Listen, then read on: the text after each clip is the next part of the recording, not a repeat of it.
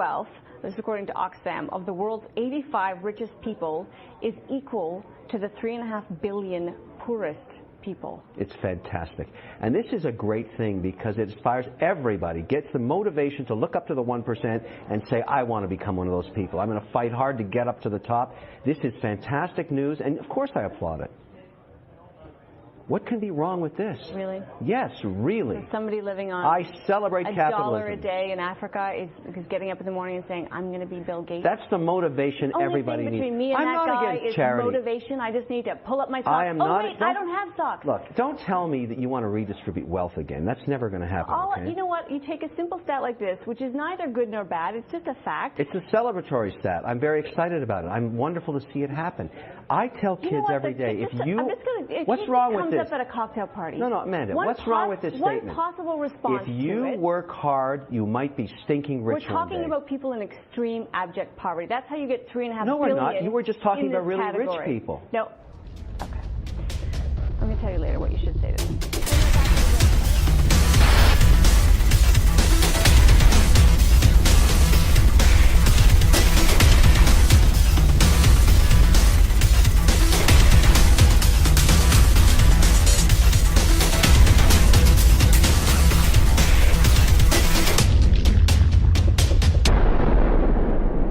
Salut à tous et bienvenue pour ce 51e numéro des infos dont on parle peu. Je suis content de vous retrouver aujourd'hui après un mois de pause. Pause durant laquelle j'ai pas beaucoup pris de vacances, ni de repos d'ailleurs, je dois bien vous l'avouer. Parce que entre les calendriers, entre le site internet, entre l'organisation un petit peu de l'équipe, bon, je me suis bien défoncé. On s'est tous bien défoncé dans l'équipe. D'ailleurs, vous avez vu toutes les dernières vidéos qu'on a mis en ligne. Donc voilà, mais je suis quand même content de vous retrouver pour cette nouvelle saison des infos dont on parle peu. Alors avant de commencer, j'aimerais revenir sur deux petits points. Le premier petit point, c'est par rapport aux gens qui nous reprochent de surfer sur telle ou telle vague ou d'être anti-ci ou pro-ça. Nous, on est anti-rien, quoi, je dirais, pro-rien. Hein. On essaie de faire des reportages, on essaie de mettre des informations en ligne, on essaie de vous faire des traductions, des revues de presse, on essaie d'être le plus factuel possible. Voilà, on essaie de ne pas prendre parti, c'est très difficile parce que bon, vous avez vu par exemple qu'on n'était pas pro-Union Européenne, hein, par exemple, c'est moins qu'on puisse dire. Mais bon, voilà, on essaye d'être le plus factuel possible. Donc ne venez pas nous dire qu'on est pro ceci ou pro là, d'accord ? On a tous, on pense tous des choses différentes dans l'équipe. On est 8, on pense tous des choses différentes. Donc ne venez pas nous mettre une étiquette sur l'agence Infolibre. J'espère que ça, c'est le premier point. Deuxième point, j'aimerais revenir sur le chat qui a accompagné la vidéo de la main d'or, du direct à la main d'or que nous avons fait la semaine dernière. Donc on a eu la désagréable surprise de voir que cette vidéo était accompagnée de commentaires ultra racistes. Et pour tout dire, c'est des commentaires anti-juifs. Donc là, c'est insupportable. Pour nous, c'est vraiment insupportable. Nous, on se bat toute l'année contre les extrêmes. On se bat toute l'année contre toute forme de racisme. On se bat toute l'année contre l'extrême droite, l'extrême gauche, l'extrême droite sioniste. On se bat contre le racisme anti-blanc, anti-noir, anti-musulman, anti tout ce que vous voulez. Alors c'est pas pour que des gens viennent pour nous mettre des commentaires racistes. Alors je ne sais pas si c'est des trolls qui sont venus, je pense pas que ce soit que des trolls. Mais bon, va falloir immédiatement se calmer parce que sinon il y aura plus de chat.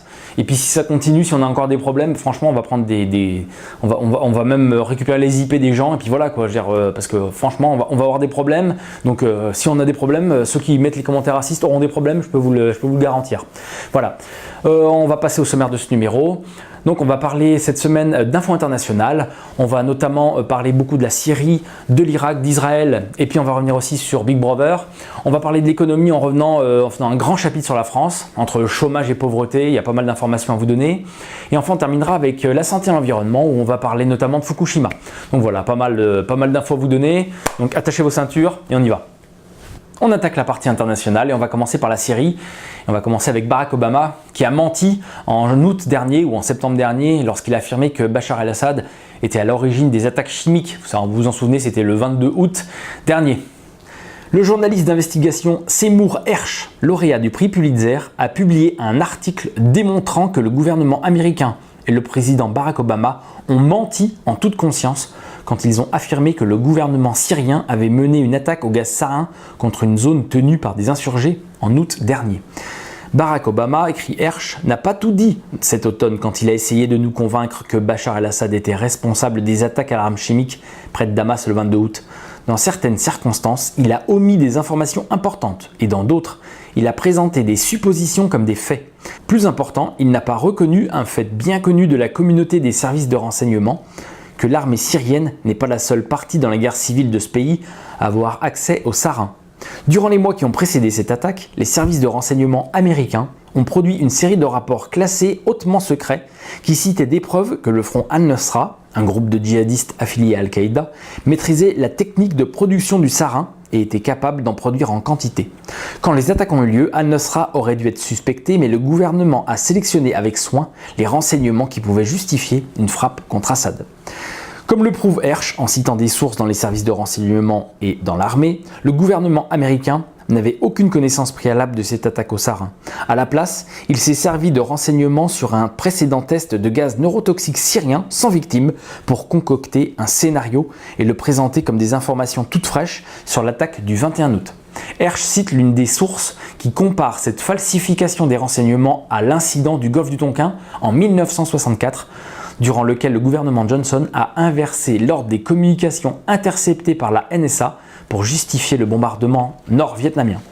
Peut-être encore plus condamnable que la sélection et la falsification des renseignements, il y a eu la décision d'ignorer et de dissimuler toute une série de rapports des services de renseignement du printemps et de l'été précédent qui concluaient que les rebelles, dominés par des éléments djihadistes et soutenus par les Occidentaux, avaient la capacité d'acquérir et d'utiliser du sarin.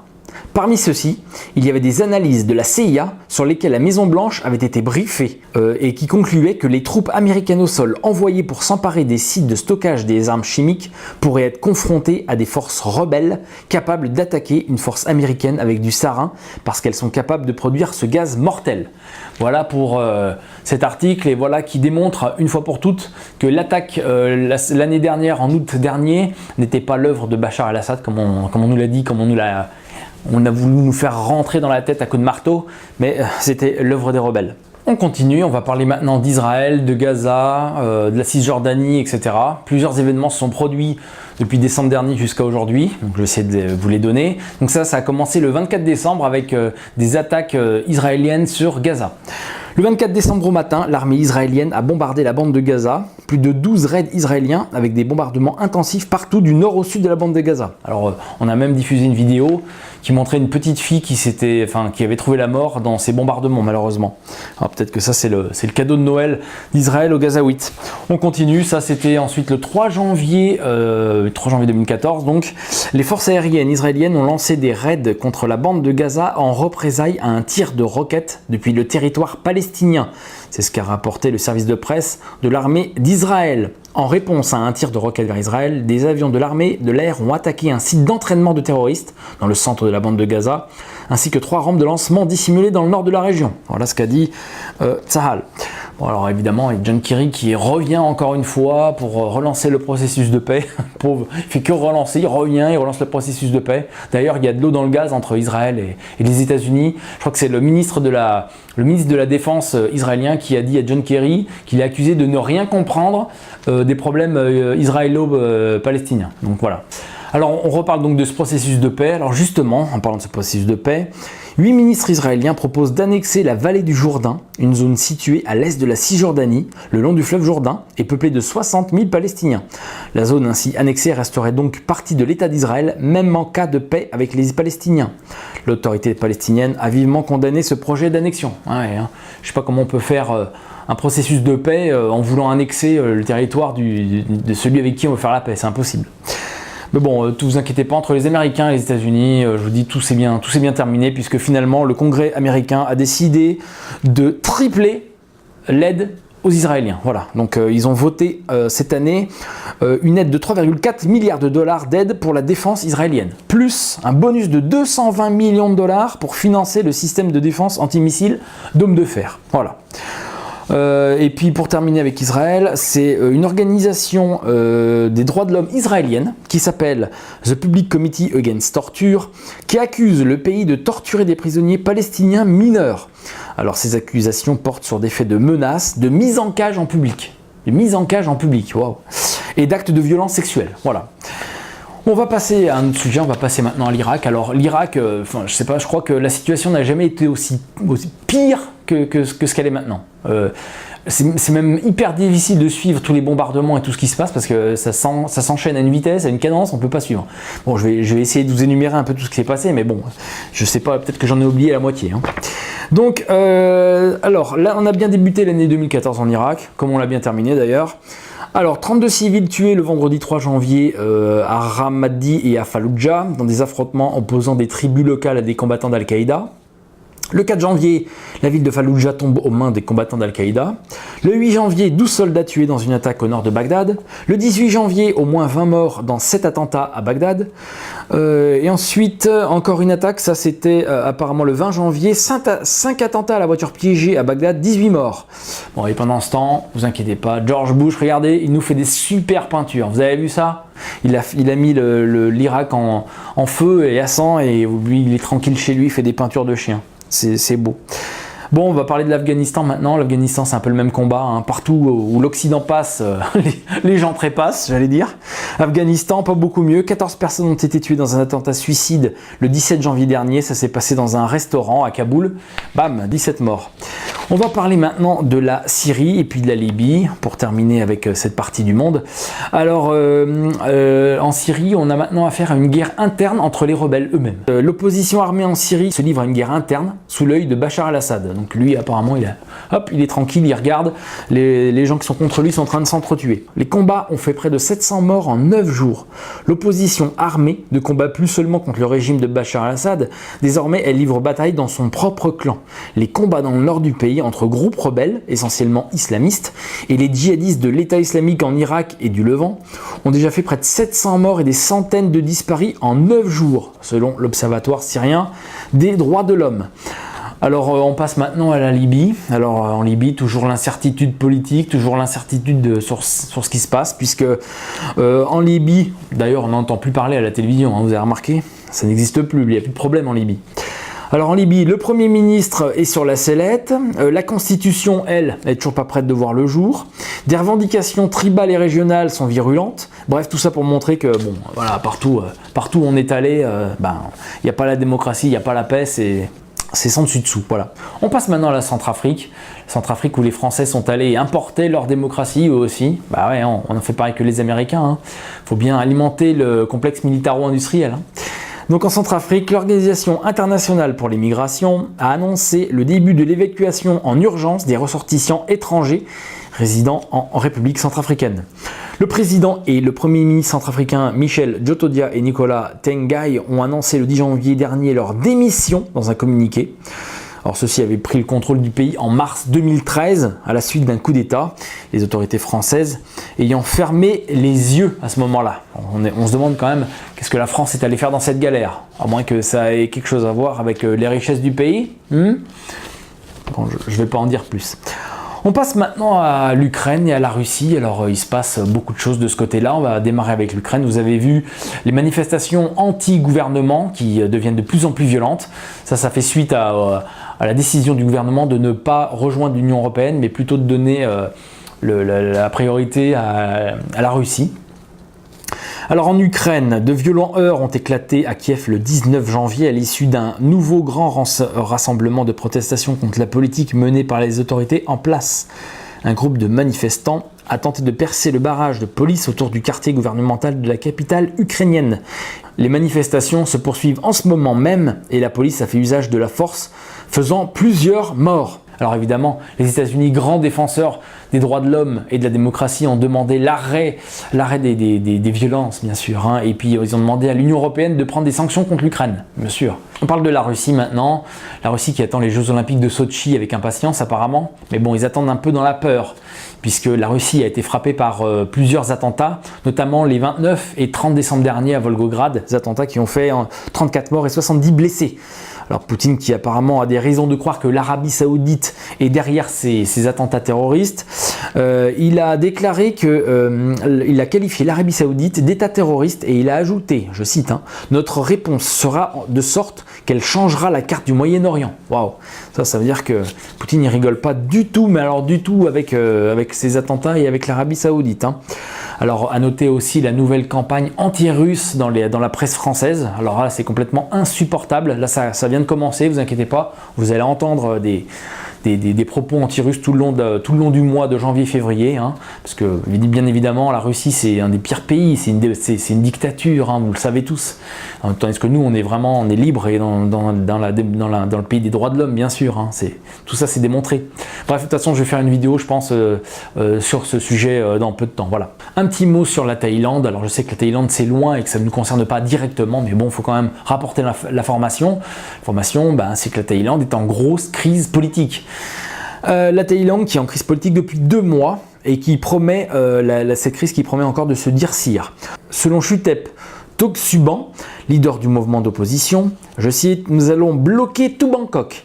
Et nous allons bloquer vos provinces. Le but ultime est bien sûr de créer un chaos tel que le gouvernement ne puisse plus travailler. » Voilà, on va passer à un tout autre sujet maintenant, on va passer à Big Brother comme je vous l'avais dit dans ce sommaire. Alors on va commencer d'abord avec Google, puisque Google qui est sous pression des gouvernements, de tous les gouvernements apparemment. Alors Google qui tire la sonnette d'alarme, puisque le moteur de recherche a publié un rapport de transparence pour les 6 premiers mois 2013. Ce dernier fait notamment l'inventaire des demandes effectuées par les autorités du monde entier à Google afin de supprimer des contenus et d'obtenir des renseignements sur les utilisateurs. Ces demandes peuvent venir de la police, de la justice ou être effectuées dans le cadre de la loi. À l'occasion de la publication de ce 8e rapport, Google a choisi de faire la lumière sur la hausse des demandes de suppression de contenus à caractère politique par les gouvernements. Ces derniers ont augmenté de 68% en un an. On passe maintenant au Royaume-Uni. Royaume-Uni, une information aussi assez incroyable, puisque des organisations contre l'espionnage et pour les libertés individuelles ont découvert que l'administration a recueilli plus de 800 000 empreintes digitales d'enfants dans les écoles à travers tout le pays. Plus grave, dans 31% des cas, les prélèvements d'empreintes ont été réalisés sans le consentement des parents. Et on termine sur une information à propos de la NSA. La NSA, qui pour espionner chacun d'entre nous, que nous soyons connectés ou non à Internet, aurait utilisé depuis 2008 une technologie mettant à contribution un canal caché d'ondes radio pouvant transmettre des informations via de minuscules circuits imprimés implantés sur des connecteurs USB. Voilà, donc là, ceux qui peuvent nous... Ça, c'est encore plus loin, plus profond, plus grave que toutes les théories du complot qu'on aurait pu imaginer, quoi, hein. C'est-à-dire que les connecteurs USB sur nos machines, toutes nos machines, hein, et émettent des informations, nos informations. C'est quand même absolument incroyable. À noter que le programme de collecte des métadonnées téléphoniques aux États-Unis par l'agence de renseignement NSA est illégal selon le rapport d'une commission de contrôle indépendante américaine. Donc voilà, donc si Obama était logique avec lui-même, s'il était un petit peu, s'il voulait jouer vraiment la transparence et arrêter d'espionner le monde, tout ce qu'il devrait faire, c'est démanteler la NSA. On attaque la partie économie maintenant et on va parler d'abord de la France avec plusieurs informations à vous donner. D'abord, la France va emprunter 173 milliards d'euros sur les marchés à moyen et long terme en 2014, anticipant une remontée de ses taux d'emprunt après une année 2013 au cours de laquelle ses coûts et financements sont tombés à un plus bas historique. Donc voilà, la France s'attend à ce que ses taux montent, donc il va emprunter avant que les taux remontent. Voilà. On continue et on parle du budget français, le budget français qui dérape complètement, puisque le déficit budgétaire français, qui était prévu à l'origine à 70,6 milliards d'euros en 2013, a été revu à la hausse et finalement est de 74,9 milliards d'euros, malgré des dépenses conformes aux prévisions, mais ce sont les recettes fiscales moins importantes que prévues qui font déraper le budget. On continue donc, tout ça bien évidemment, le chômage est un gros facteur de déficit budgétaire, bien évidemment, hein, on en a tous conscience. Le 23 décembre dernier, le ministre du Travail, Michel Sapin, a estimé que le gouvernement était en train de gagner la bataille contre le chômage. Il est quand même gonflé le gars, hein.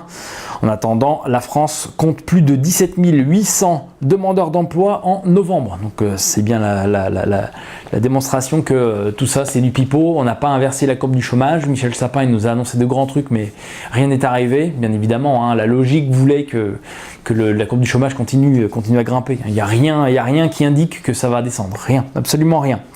On continue et l'Unédic qui a dévoilé d'ailleurs ses nouvelles prévisions financières et prévoit donc 63 200 chômeurs de plus l'année prochaine. Et il constate je cite, une légère amélioration sur le front de l'emploi, mais ne voit pas la courbe du chômage s'inverser avant 2015. Voilà, ça c'est de la part de l'Unédic. Alors pour enfoncer le clou, voici l'information qui enterre définitivement les affirmations du gouvernement qui voit une reprise en 2014. Le crédit au secteur privé en zone euro s'est contracté en novembre à un rythme sans précédent depuis la création de la monnaie unique, renforçant la pression sur la Banque centrale européenne pour qu'elle fasse davantage afin de raviver l'économie dans la région. Donc bon, l'équation est simple, hein. Moins de crédit, moins d'investissement, moins de développement, moins de développement, moins d'emploi. Voilà, ça me paraît, c'est clair, net et précis. On parle maintenant du marché automobile, puisque même l'Allemagne est touchée pour la deuxième année consécutive. Les immatriculations des voitures neuves en Allemagne en 2013 a diminué de 4,2% à 2,95 millions, après un recul de 2,9% en 2012. Peugeot, lui, alors on parle de Peugeot bien sûr, un des fleurons de l'industrie française. L'État va reprendre une partie de Peugeot, ça je vous l'annonçais il y a quelques semaines déjà. Alors il va falloir vendre des richesses françaises pour cela bien sûr, parce qu'on n'a pas d'argent. Et le chinois Deng Feng, lui aussi va rentrer dans le capital de Peugeot. Voilà, tout ceci, ça fait suite au mauvais coup des Américains et de General Motors qui était rentré dans le capital de Peugeot en 2012, je crois, qui a torpillé l'industrie française et puis maintenant qui veut revendre ses parts, qui en décembre dernier a annoncé qu'il voulait revendre toutes ses parts de Peugeot. Voilà. Donc bravo aux Américains et puis bravo à nous de s'être fait encore une fois entubé par les Américains, par General Motors. On a vraiment encore servi de paillasson. On continue, alors bien évidemment, la conséquence de tout ceci, la conséquence c'est la pauvreté en France qui croît de plus en plus. Donc on compte désormais 9,6 millions de personnes en dessous du seuil de pauvreté, soit 900 000 personnes de plus qu'en 2011. Alors notamment, qu'est-ce que font les Français qui sont touchés par la crise et par la pauvreté? Ils se mettent à jouer. Donc la Française des Jeux a fait un chiffre d'affaires record pour cette année avec 12,35 milliards d'euros. Les Français ont baissé leur mise, mais ils ont été plus nombreux à jouer en 2013 qu'en 2012. On parle maintenant de la France qui achète des armes, qui continue à acheter des armes. Alors on n'a pas de sous, hein, bien évidemment, on est dans un gros déficit budgétaire, mais on achète quand même des armes. Hein. Comme je vous le disais tout à l'heure, en Centrafrique, il faut bien faire tourner le complexe militaro-industriel. Hein. La France achète de plus en plus d'armes Made in USA, notamment avec des drones de surveillance américains Raptor.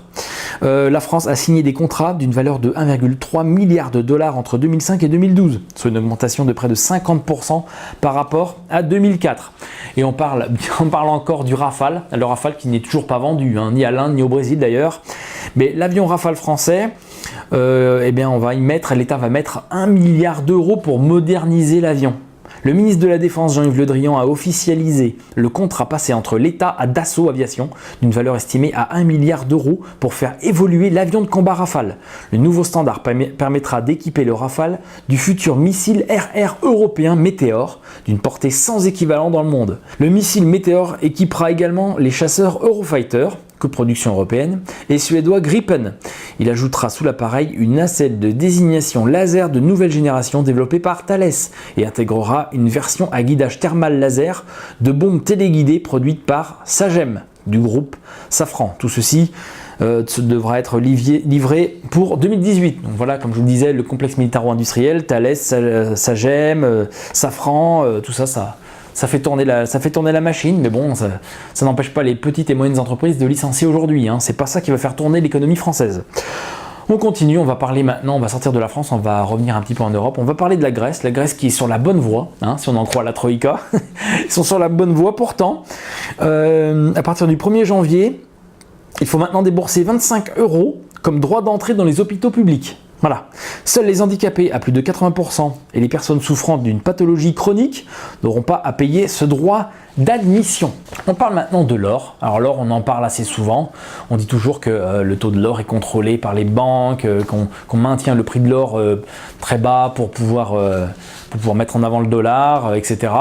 Là, on a des documents déclassifiés qui datent des années 70, déclassifiés aux États-Unis, qui mettent en évidence l'intérêt de contrôler l'or. Alors pour l'économiste Arthur Burns, tout ça c'est dans les documents déclassifiés, d'accord, qui travaillait à la Réserve fédérale, je cite, premièrement, l'or doit passer en second plan, pouvant servir de garantie de prêt en cas de crise de balance de paiement. Dans ce sens, l'or servirait seulement pour ce type de situation d'urgence, puisqu'il est dénué de tout sens économique du point de vue de Burns, d'autres raisons pour accumuler de l'or. Deuxièmement, il est nécessaire d'écarter l'or du champ d'action de la politique monétaire, puisque celui-ci soulève beaucoup trop de problématiques, limitant extraordinairement la marge de manœuvre des autorités monétaires. Troisièmement, Comme point de départ dans les négociations du nouveau pouvoir international, il serait nécessaire d'avoir un consensus de tous les pays au sujet du devenir de l'or.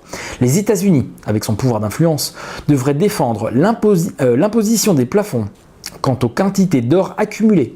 En fin de compte, le jugement des États-Unis doit s'imposer face aux critères de la France et autres pays alliés. Quatrièmement, il serait dangereux que les banques centrales aient trop de pouvoir d'achat sur le marché de l'or.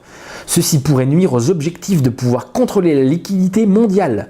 Si les gouvernements se mettent à acheter de l'or, ils pourraient étendre l'offre monétaire afin de continuer d'acheter et susciter l'inflation.